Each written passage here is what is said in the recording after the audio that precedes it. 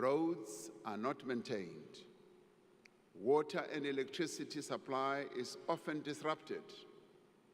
Refuse is not collected, and sewage runs in the streets. In part, this has happened because many municipalities lack the technical skills and resources required to meet our people's needs. Many municipalities have not reinvested the revenue they earn or collect from these services into the upkeep of infrastructure.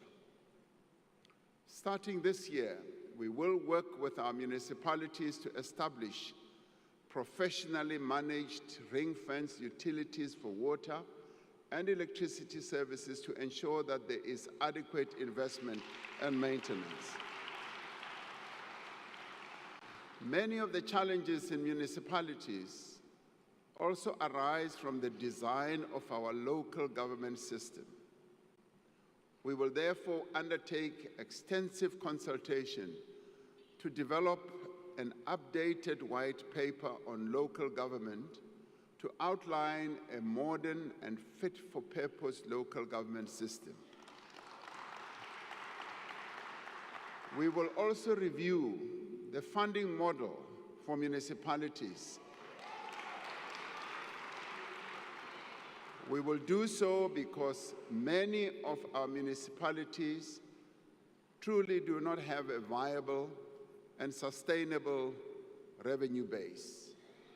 We will work with traditional leaders in the implementation of local development programs.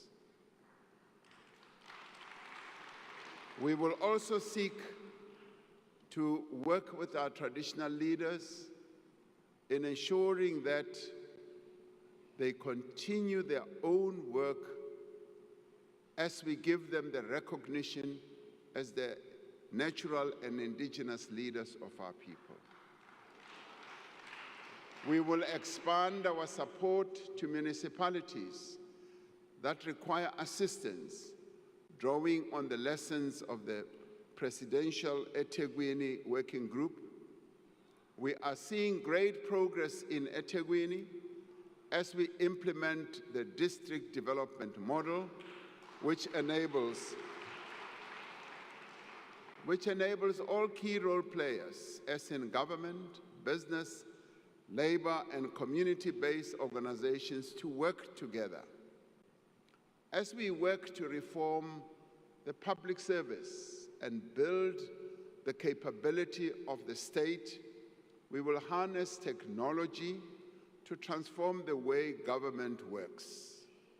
We will invest in digital public infrastructure to give South Africans access to government services anytime, anywhere, through a relaunched government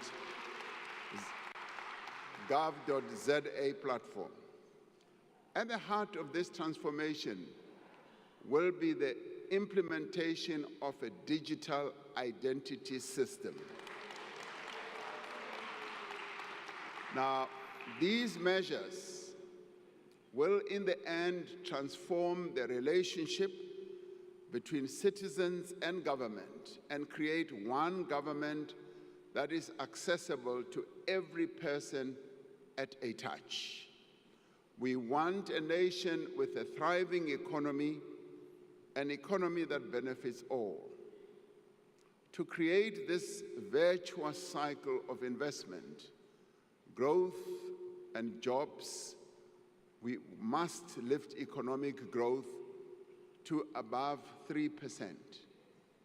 To achieve higher levels of economic growth, we are undertaking massive investment in new infrastructure while upgrading and maintaining the infrastructure that we have. We are developing innovative ways of funding infrastructure.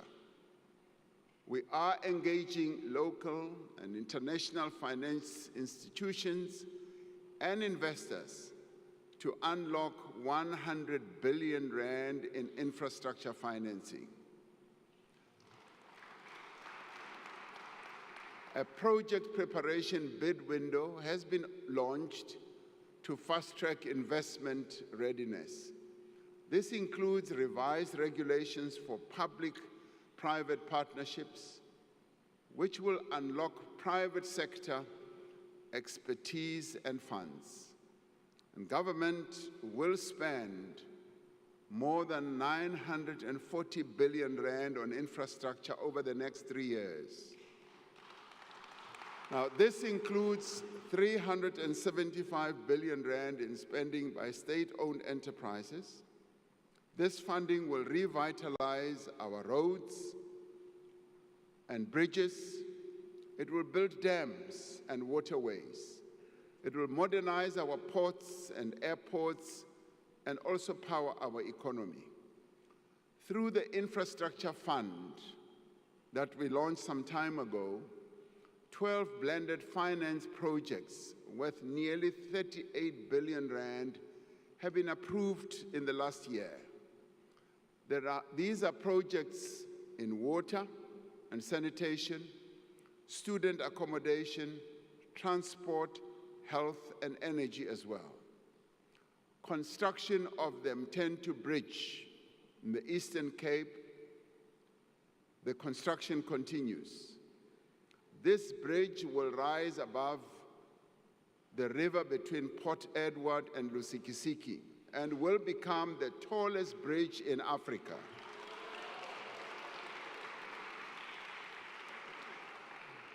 The Podihadi Dam in Lesotho will feed 490 million cubic liters of water a year from the Lesotho highlands into the Vaal River system, securing water supply to several provinces for years to come.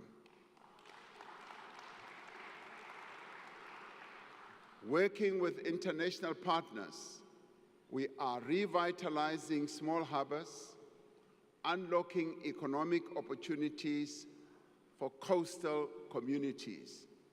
We're also looking very closely at the harbor that we will build in the Northern Cape, in Bochubai, because that is going to be a game changer for the Northern Cape.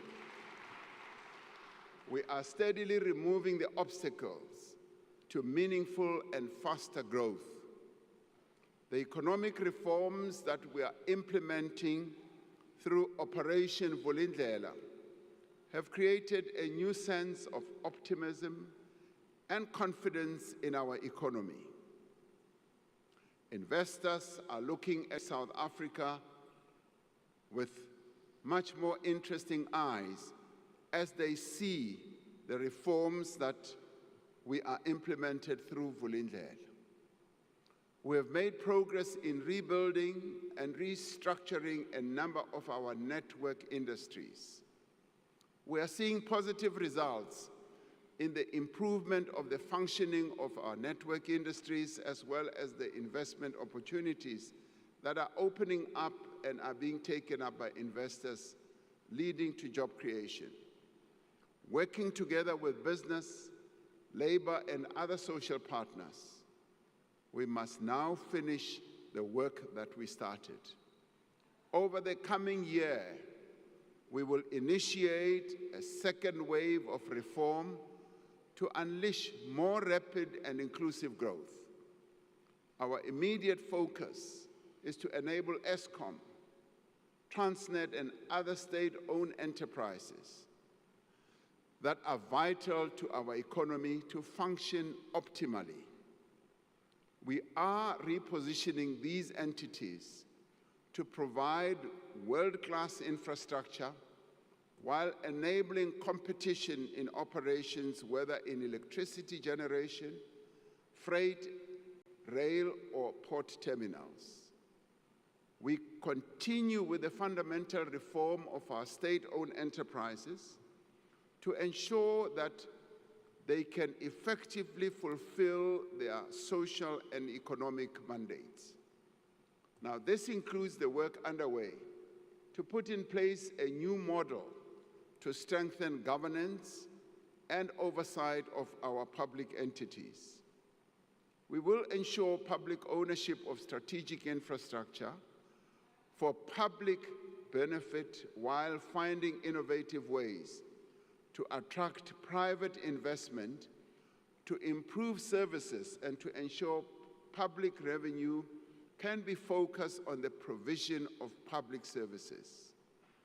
We are in the process of establishing a dedicated SOE reform unit to coordinate this work.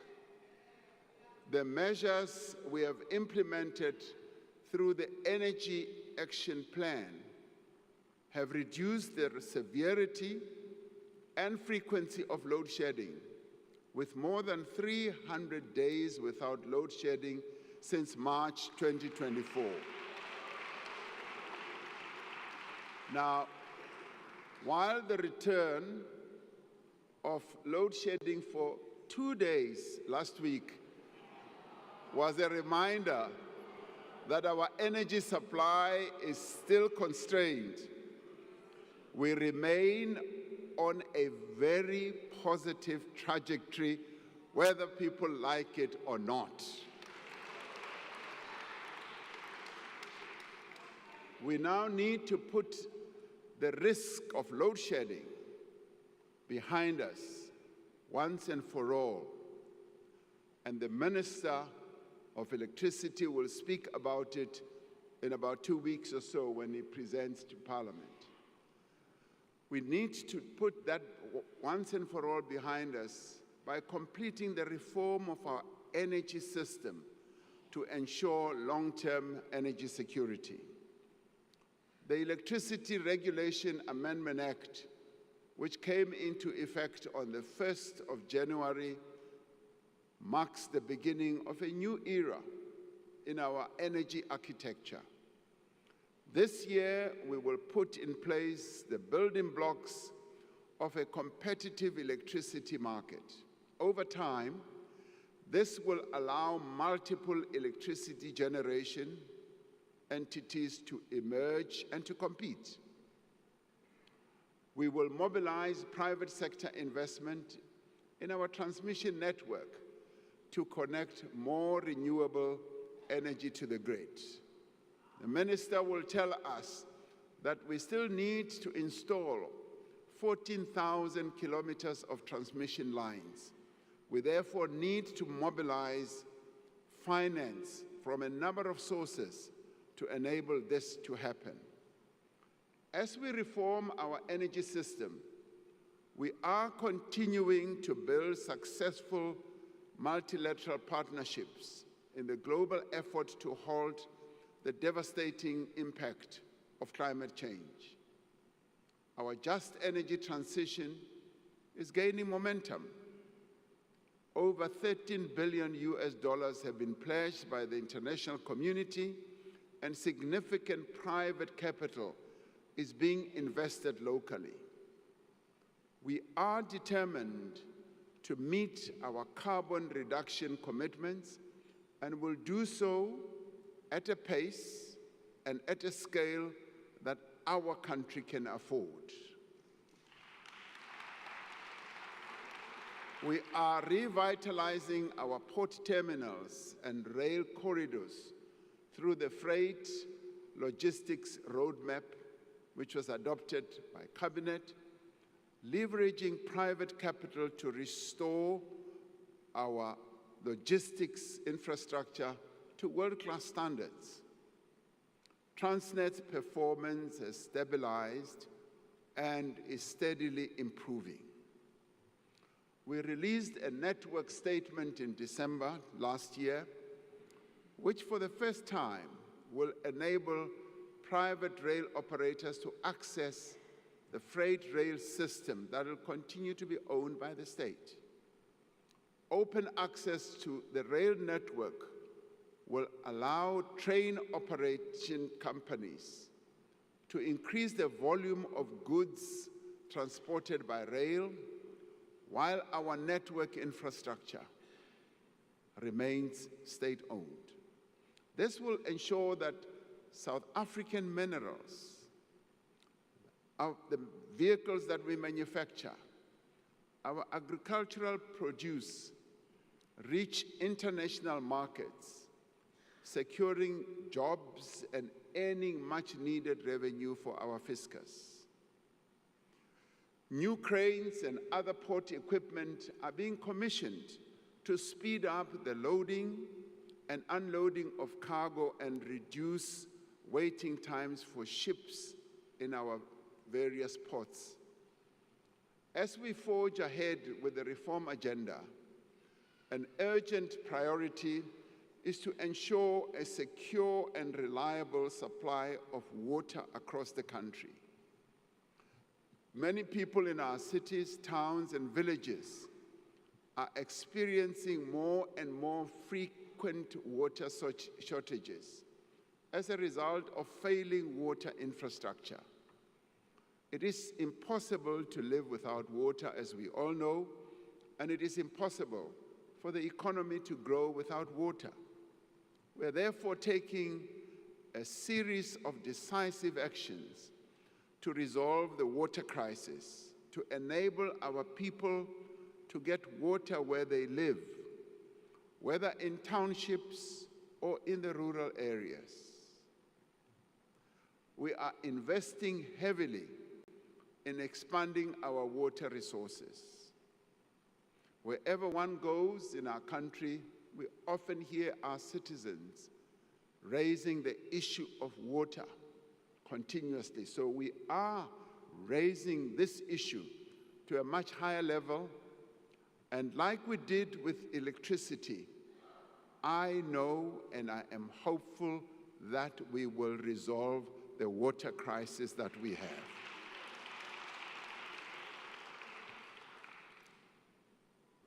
Loko famba uya atindaweni to tala ukuma ku ri vakhegulu va rila hi yona mhaka leyi ya mati. Va ku byela ku ri hi hava mati, hi lava ku ri hulumeni a hi tisela mati, hi ta swi endla swaleswo. Hi lava ku ri mi tiva kahle laha mi nga tshama kona ku ri mati a ta va kona, hi ta wa tisa mi wa kuma. To date, the Infrastructure Fund has secured 23 billion rand for 7 large water infrastructure projects. We have ended delays in major water infrastructure projects like Phase 2 of the Lesotho Highlands Water Project and the Umkomazi Dam. Work is underway to prepare for construction of the Ntabelanga Dam on the Umzimvubu River to supply additional water for domestic use as well as for irrigation in the Eastern Cape. Within the next year, we will complete the establishment of the National Water Resource Infrastructure Agency to unlock much greater investment in water projects. Through the Water Services Amendment Bill, we will introduce a licensing system for water service providers and remove licenses where providers do not meet the standards for quality drinking water. As part of our reform agenda, we will ensure that our focus on water is intensive and it speeds up. As we move ahead with our reform processes, we will continue to enhance our visa system to make it easier for skilled people to invest in our country and to grow tourism. This year, we will launch the electronic travel authorization system to enable a secure, fully digital visa application process. Now, this system will use artificial intelligence and automation to reduce the scope of corruption and enable rapid turnaround times for tourist visas. we have cleared over 90% of the backlog of more than 300,000 visa applications.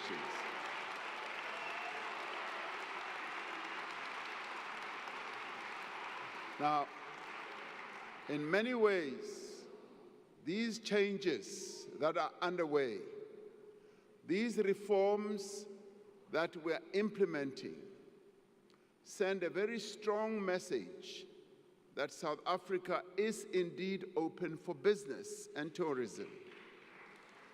As we open for tourism, the Chinese market, the Indian market, the market in the Middle East, the market in Europe and all over are waiting to come as tourists to our country. We want a nation in which prosperity and opportunity is shared by all. For many decades, our economy has been held back by the exclusion of the vast majority of South Africa's people. Black South Africans were deprived of land, of capital, of skills, and of opportunities. Our economy was starved of the potential that it has. And this is why we need to transform our economy and to make it more inclusive. That is why our focus is on empowering our people, on empowering women and persons with disabilities, because they were deliberately excluded from playing a role in the economy of their own country.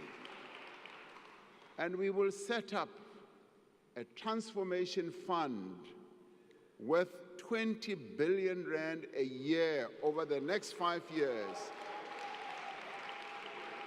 to fund Black-owned and small business enterprises.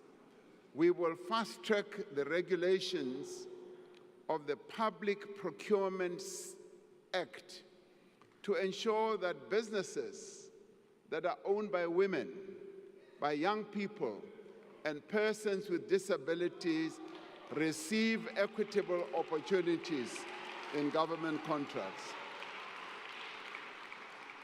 And we have started and will continue to train women entrepreneurs to enable them to compete for government tenders. In November last year, we launched the National Skills Fund Disabilities Program. In its first phase, this transformative initiative will empower over 10,000 persons with disabilities through tailoring training for them and through ensuring that they get stipends and specialized tools. This part of the work we must undertake as business, as government and labor and civil society to enable people with disabilities to play an important role in the economy of our country. For far too long, they've been relegated to the back rooms of everything. Through these programs, we are not only righting a grave historical wrong, we are unleashing the potential of our economy for sustained growth. We want a nation where there is work for all, where every person can earn a decent living and realize their potential, where the rights of workers are protected and working conditions are improved, where women and men receive equal pay for work of equal value.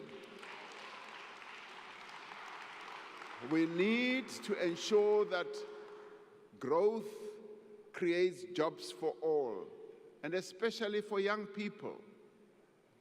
The success of the presidential employment stimulus shows how public employment programs can create meaningful work that generates a wider benefit and contributes to sustainable employment. The employment stimulus that we introduced during the COVID period has created almost 2.2 million work and livelihood opportunities through innovative models that provide high-quality work to participants. The Social Employment Fund has created over 80,000 jobs this year. It has supported more than 12,000 participants to enter entrepreneurial activities. During the past year, young people secured 235,000 work opportunities through the National Pathway Management Network. And this is underpinned by the SA Youth Mobi platform. We now need to build on these innovative programs to create jobs for young people at ever greater scale. And to create jobs, we must leverage our unique strengths as well as our unrealized potential to build the industries of the future, as in green manufacturing, renewable energy, electrical vehicles, and the digital economy that is also driven by artificial intelligence.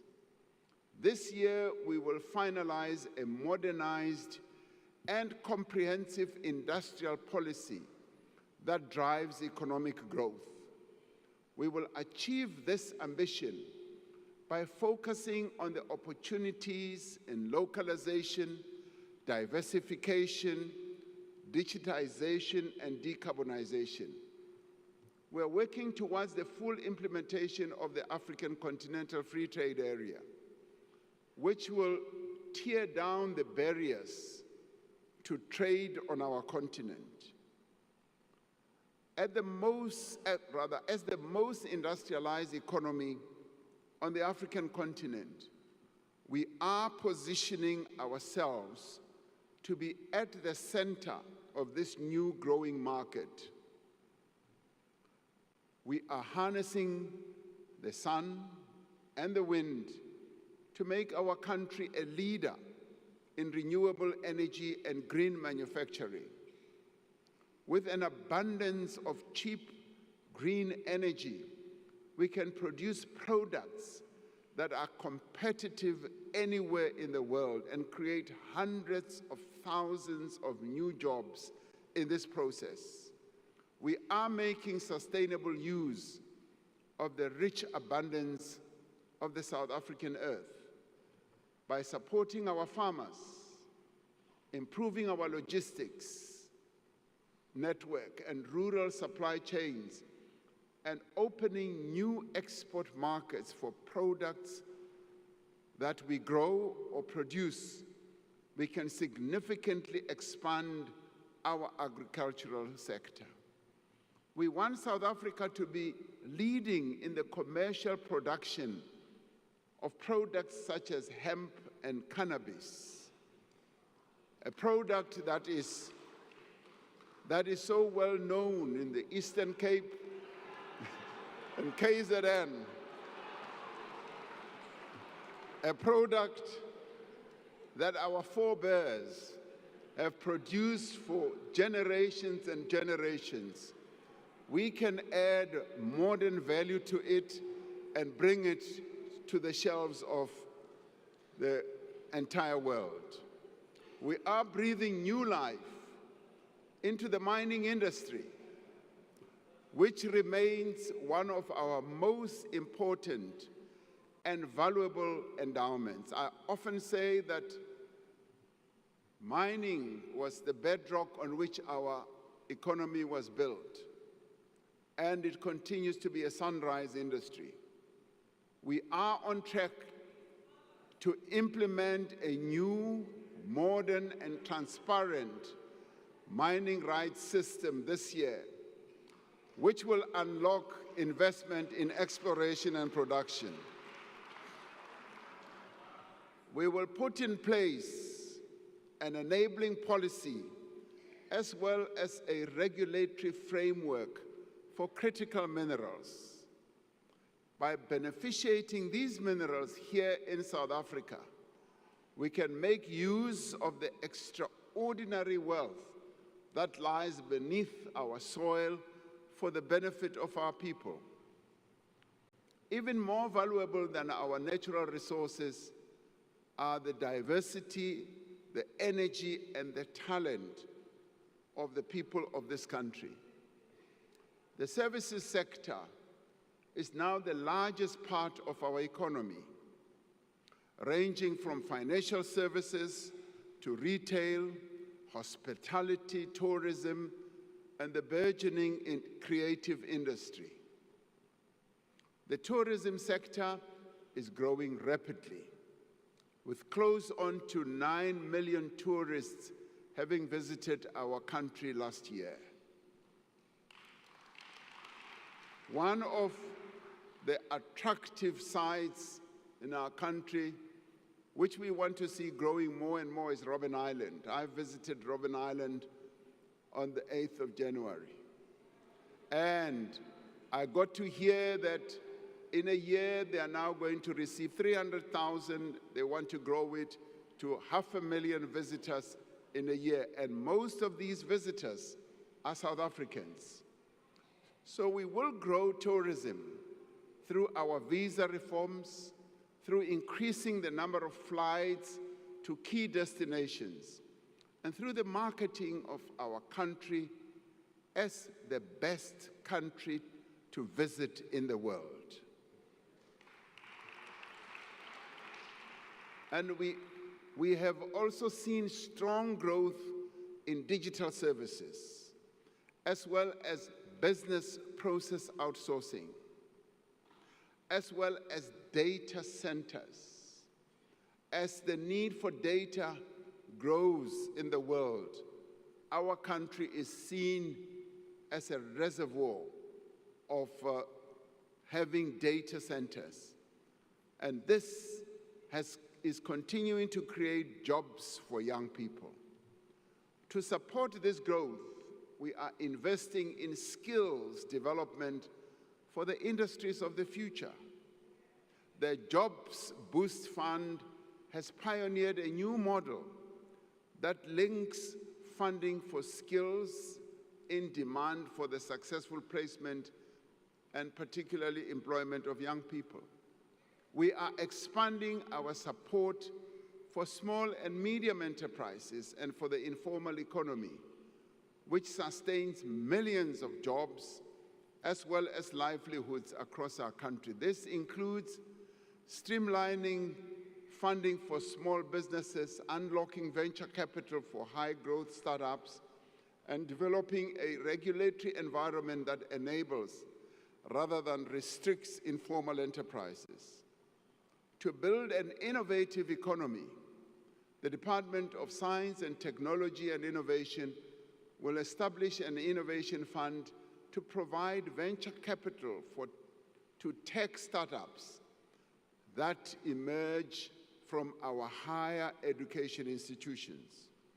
We are calling on business to use the SA Youth Mobi platform, which currently has some 4.5 million young people registered for their hiring purposes. We're calling on business to support the Youth Employment Service to scale up workplace experience opportunities over the coming year. We want a nation where no one goes hungry. For 30 years, since the dawn of democracy, we have worked together to reduce poverty. Today, our country spends around 60% of our national budget on the social wage, on health, on education, on social protection, community development, and public employment programs. More than 28 million unemployed and vulnerable people in our country receive social assistance. More than 10.5 million learners go to public schools where they do not have to pay fees.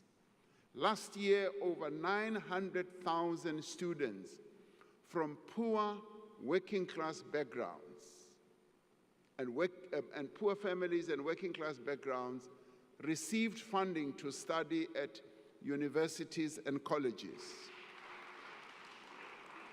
Now, through these programs, we are alleviating the worst effects of poverty.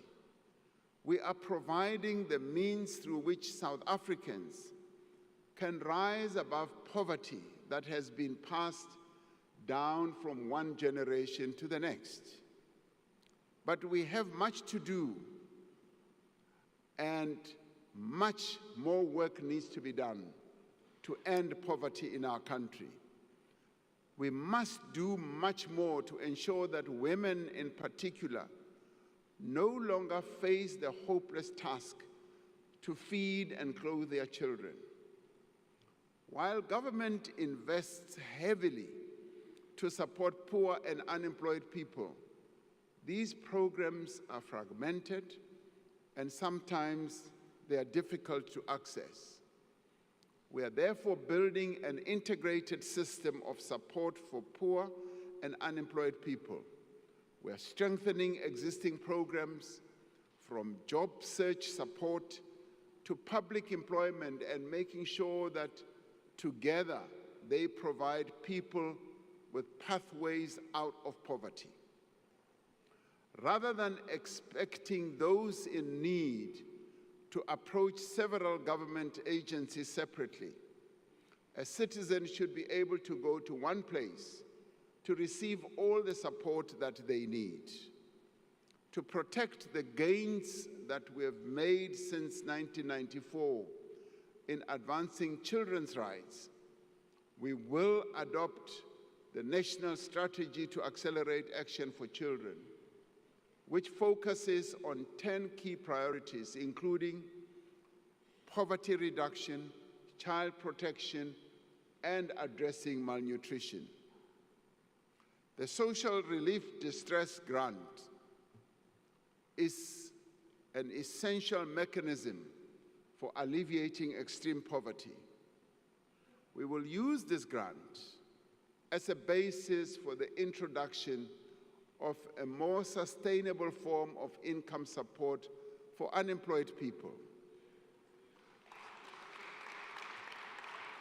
Now, central to our efforts to end poverty and to develop our economy is to provide decent, quality education to every South African. We are immensely proud of the achievements of the matric class of 2024.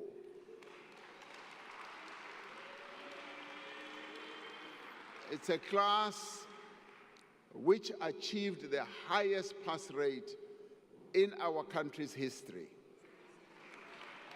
Now, 87% of learners who sat for their matric exams passed. For the first time in the history of our country, nearly half of these learners achieved bachelor pass. Nothing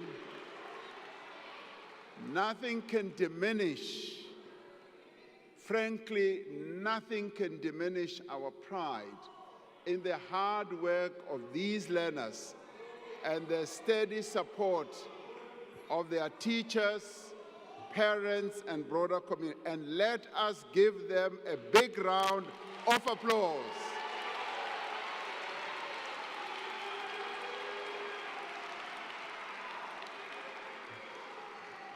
We should all be proud of the class of 2024. But our immediate focus is to expand access to early childhood development for every child. Now, this will be achieved through registering and formalizing existing ECD centers and ensuring that they have the facilities, the training, and material that they need to provide quality learning. We will focus on ensuring that every child can read for meaning in the foundation phase to set them up for success in later years. To achieve this, we are implementing mother tongue-based bilingual education. We do this to improve literacy and numeracy, and rolling out lessons plans, reading books, and other interventions that have been proven to work. The Funza Lushaka bursary scheme will continue to prioritize students who want to pursue a teaching career in the foundation phase. Last year, we signed the Basic Education Laws Amendment Act, which was passed by this Parliament.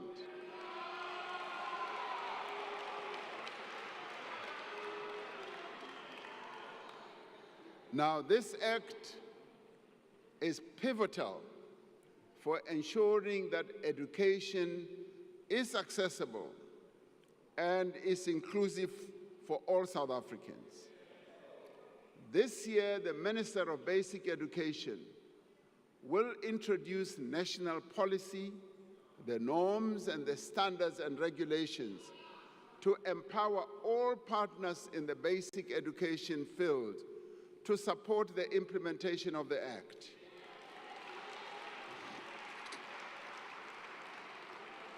Now, to ensure that the economy has the skills that it needs, we are increasing the production of artisans through TVET colleges.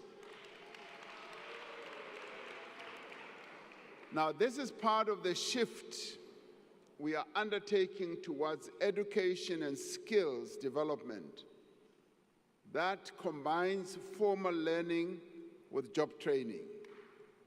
Now, drawing on the models that have proven to be so successful in other countries, we're calling on the private sector to offer young people experiential learning opportunities while they undertake their studies.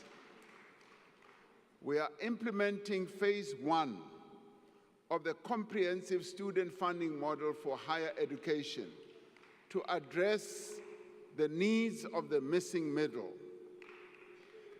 This will support approximately 10,000 students in the first year. We want a nation in which there is quality health care for all. This year, we will proceed with the preparatory work for the establishment of the National Health Insurance. Now, this includes developing the first phase of a single electronic health record system, the preparatory work to establish the ministerial advisory committees on the health technologies and healthcare benefits, and an accreditation framework for health service providers. The NHI will reduce inequalities in healthcare by ensuring that everyone gets fair medical treatment. Now, the NHI will save many lives by providing a package of services that include, for example, even more especially, maternal and newborn care and services also for people living with HIV, those with TB, and those suffering from non-communicable diseases such as heart disease, cancer, and diabetes. Our most immediate priority is to strengthen the health system and improve the quality of care. A vital part of this is the modernization, the improvement, and the maintenance of existing health facilities and the construction of new hospitals and clinics. A number of hospitals are under construction or are undergoing revitalization. Now, these include the Limpopo Central Hospital, the Siloam District Hospital in Limpopo, the Tlhabeng Regional Hospital in the Free State, the Bambisana District Hospital, Zitulele District Hospital in the Eastern Cape, and the Buphelong Psychiatric Hospital in Northwest. Now, our projects, rather other projects, are at various stages of design and development. Now, this includes the replacement of 3 existing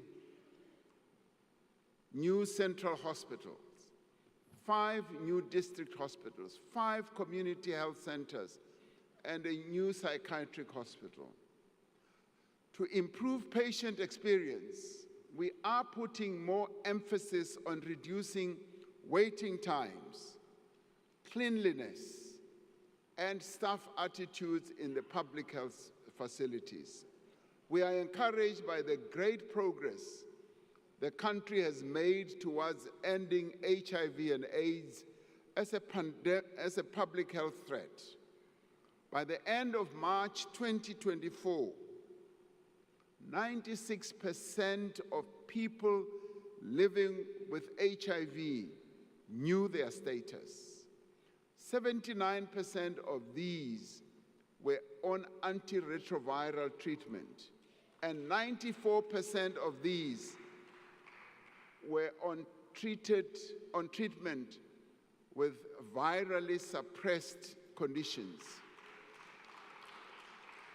Now, to ensure that we reach the target of 95, 95, 95, which has been set by the World Health Organization, we will this year launch a massive campaign to look for an additional 1.1 million people who are not yet on treatment. We are concerned about the potential impact of the decision by the United States government to suspend some of its funding for HIV and TB programs in African countries for 90 days. Now, this funding that we get accounts for about 17% of our country's HIV spend.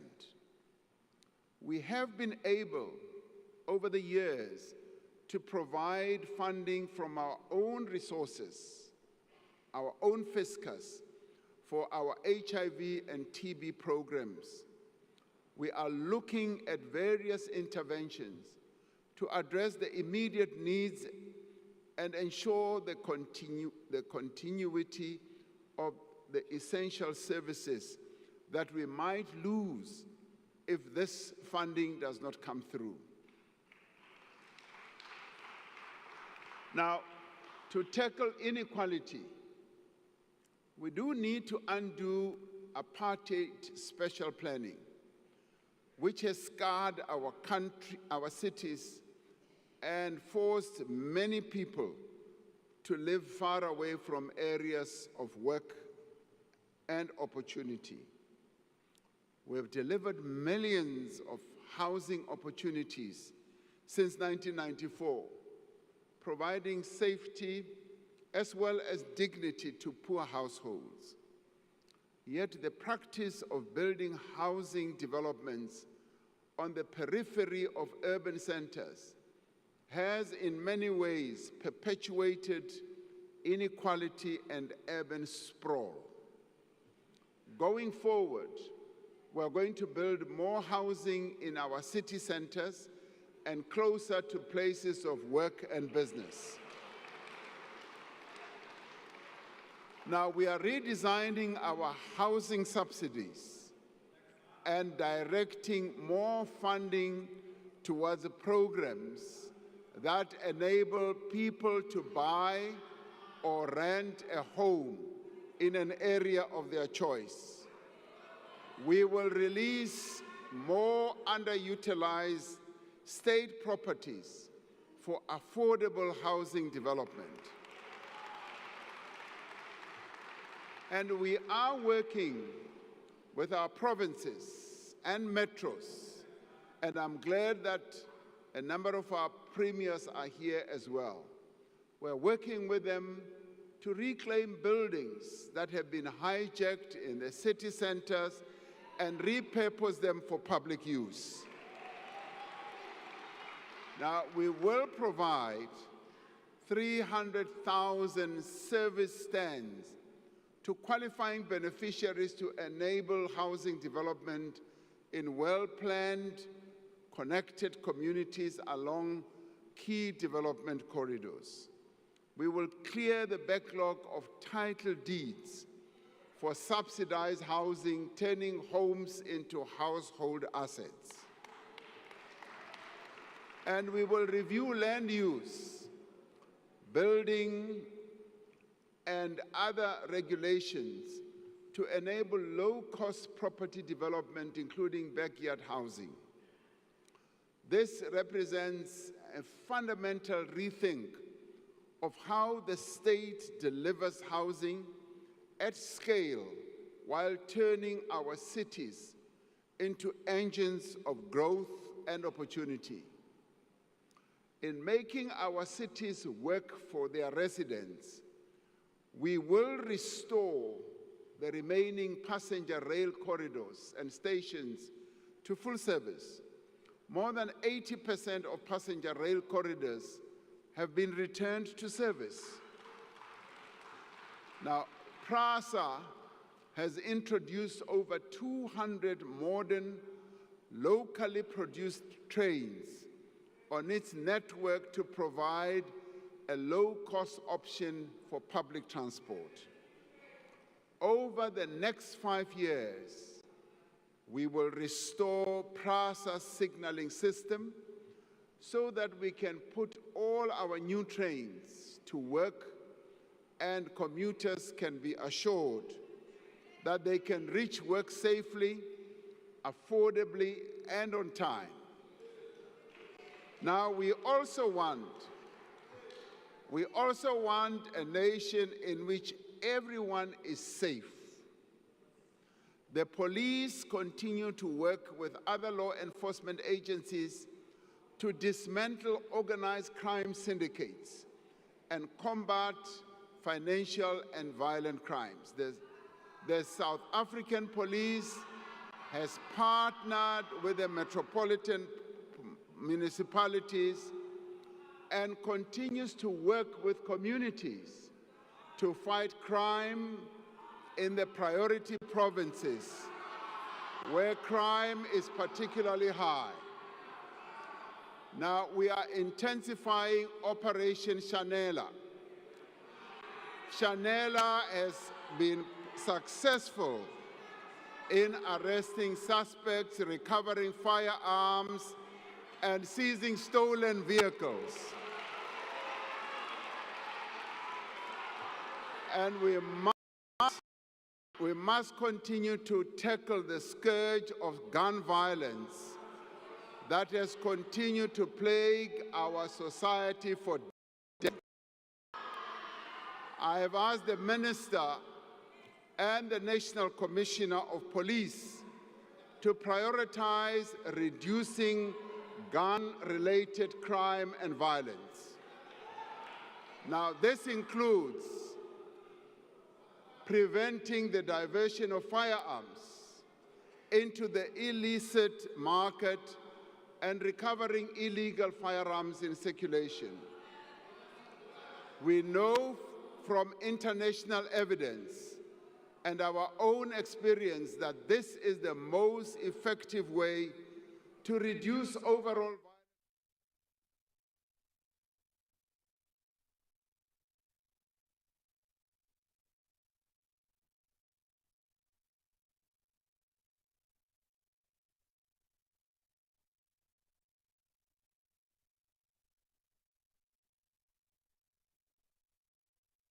Analytics and smart policing solutions for modern law enforcement. We have seen the value of technology in fighting crime, and a number of countries that have opted to utilizing technology have made great progress. And by utilizing artificial intelligence in its fraud risk detection and verification work, SARS has prevented the leakage of over 95 billion rand in impermissible refunds.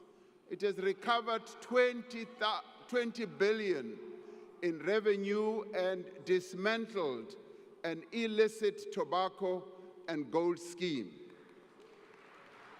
We continue to work across society to end the violence that is perpetrated against women.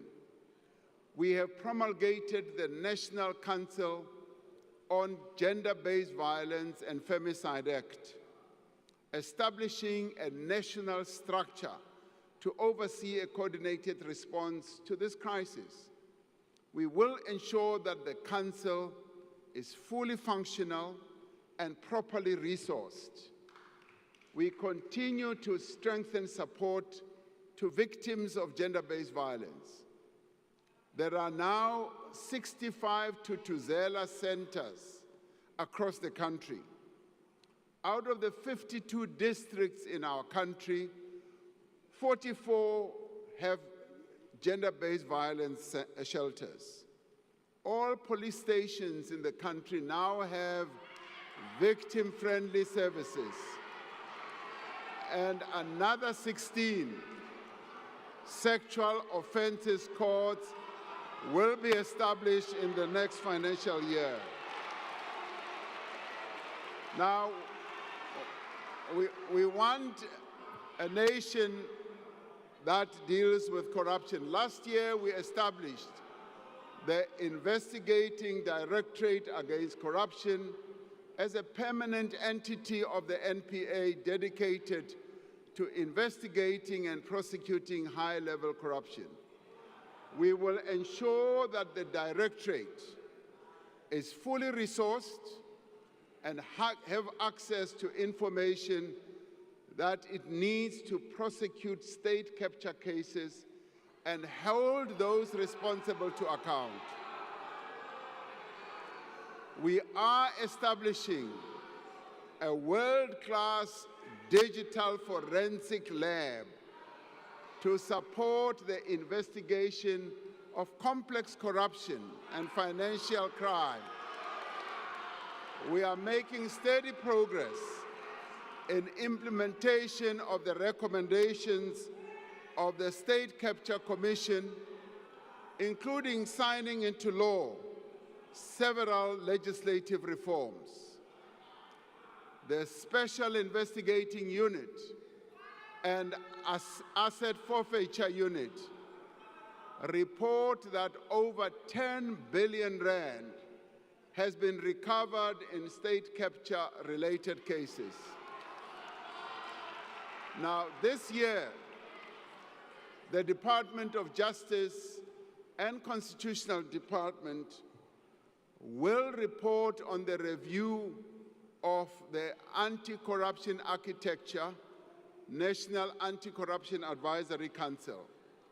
This is expected to streamline legislation to eradicate duplication of mandates and foster greater cooperation between law enforcement agencies.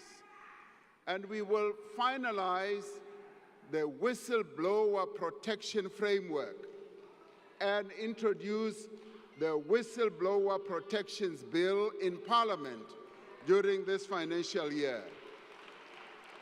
And this year, we will strengthen South Africa's system of dealing with terror financing and further legislative systems improvements.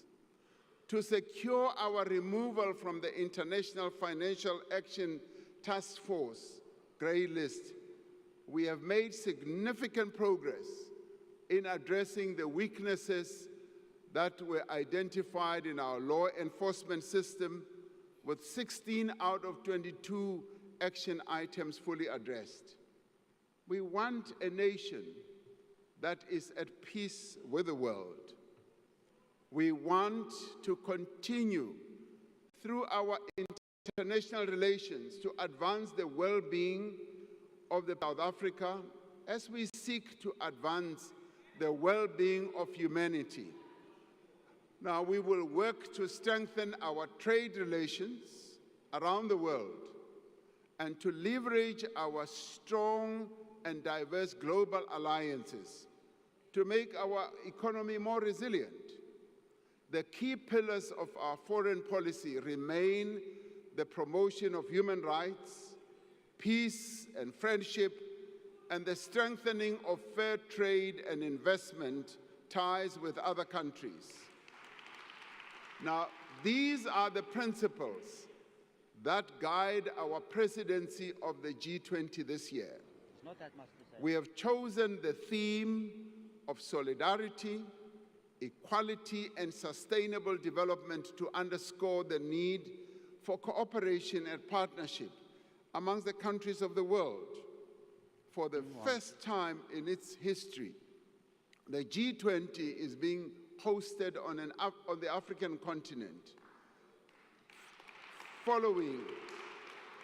And this is particularly important following the admission of the African Union as a member of the G20. It is a great opportunity for us to place the needs of our continent and the rest of the global South more firmly on the international development agenda. Our G20 presidency is a valuable opportunity for South Africa to advance efforts towards greater global economic growth and sustainable development. Africa remains at the center of our foreign policy. We continue to work to strengthen the African Union, to support the achievement of peace, development, and economic integration on our continent. We know that our future prosperity is intricately linked and bound to the prosperity of the African continent. For South Africa to thrive, we must ensure that Africa does indeed thrive as well. And we must silence the guns on our continent. Now, since the advent of democracy, we've been instrumental in restoring stability in countries such as Côte d'Ivoire, Burundi, South Sudan, Lesotho.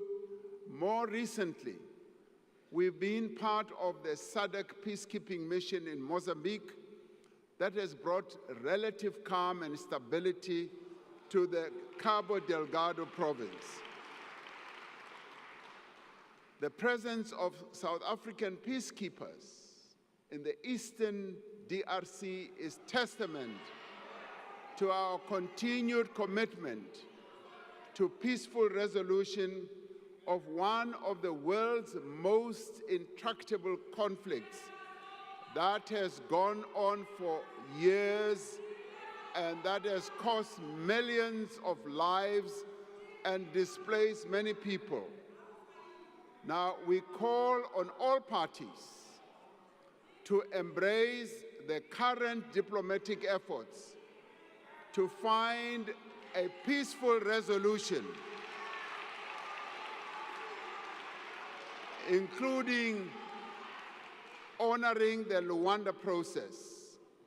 We will attend the joint summit between SADC and the East African Community scheduled to take place in Tanzania this weekend, where we will reiterate our call for a ceasefire and a resumption of talks to find a just and enduring solution, and we will make sure that our boys, our soldiers do come back home. We have always believed that the freedom that we won and the international solidarity from which we benefited does impose a duty on us to support the struggles of those who continue to experience colonialism and oppression. South Africa continues to stand in solidarity with the people of Palestine, who have endured decades of illegal occupation and are now experiencing indescribable suffering. And South Africa has acted in accordance with its obligations under the Genocide Convention by instituting proceedings against Israel in the International Court of Justice. We are fully committed to the articles of the United Nations, including the principles that all members should settle their international disputes by peaceful means. We support the principle of respect of the territorial integrity and sovereignty of all states and peoples. We continue to participate in the different peace processes seeking to bring about a just and lasting peace in Ukraine. South African delegations have been instrumental in developing a framework for negotiations towards a just peace in Ukraine based on the UN Charter and international law. Our country continues to advance its agenda of cooperation and multilateralism through its membership of the United Nations, the African Union, the Non-Aligned Movement, BRICS, and a number of other international bodies. As humanity confronts unprecedented challenges, we are determined that a reformed and representative United Nations must be at the center of global affairs, and we will continue to push for progress on the reform of the UN Security Council to be a more inclusive, more effective body that is able to ensure peace and security. And we will work to ensure that the needs of the people of the world are advanced. And the work that we do and what we stand for does need to be explained to many key players, especially to our trading partners and the many countries and leaders that we interact with on the global stage. And with a view of explaining the positions that we have taken, and in particular, the objectives that we wish to achieve during our presidency of the G20, I have decided to send a delegation of government and other leaders to various capitals on our continent across the world. This delegation will interact with various key players on a variety of matters that affect South Africa's interests. I will direct that they leave as soon as possible to interact with various key players on our continent and in the world, so that our presidency of the G20 objectives can be well explained. All these things that we speak of are possible. As South Africans, we know the power of cooperation, of what is possible when people of different backgrounds, different races, cultures, languages, and ethnic groups and religions come together behind a shared objective. The formation of the Government of National Unity provides us with an opportunity to show once again that we can achieve what we can achieve by working together. And I call on all South Africans, united in our diversity, to come together in the national dialogue that we are going to have, to define a vision for our country for the next 30 years. The national dialogue must be a place where everyone has a voice. It must be a place to find solutions that make a real difference in people's lives. The dialogue must reaffirm that each and every one of us has a role to play in building the nation that we want. We must therefore be builders and not people who seek to destroy the future of South Africans. While we may differ on many issues, we agree on one thing, that we need to build a better South Africa and improve the well-being of our people, and that we should do so not by sitting on the sidelines and shouting. We should be in the scrum, working to develop the lives of our people. And so, as we enter the new era in the world and in our own country, let us speak of empathy, of compassion that we have for one another. Let us speak of the pride that we have of our country and all that we have achieved. Let us speak of the determination that won us freedom and drives us forward now to a better future. With this determination, we will work together to make this an era of growth, of progress and transformation. We will work together to build the nation that we want. And we will only be able to do it by working together and not by shouting together. And we will only be able to do it by ensuring that we as the leaders ensure that those who will come after us, our children and our great children, inherit a country that we have helped to build, not to destroy. Thank you very much.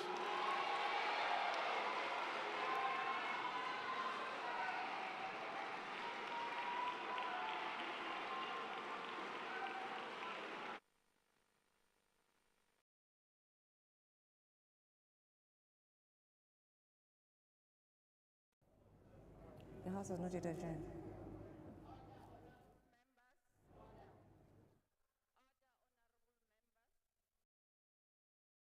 I thank the Honorable, the President.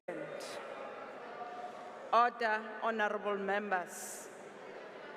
After I have adjourned the joint sitting, members should rise and remain at their places until the procession has left the chamber.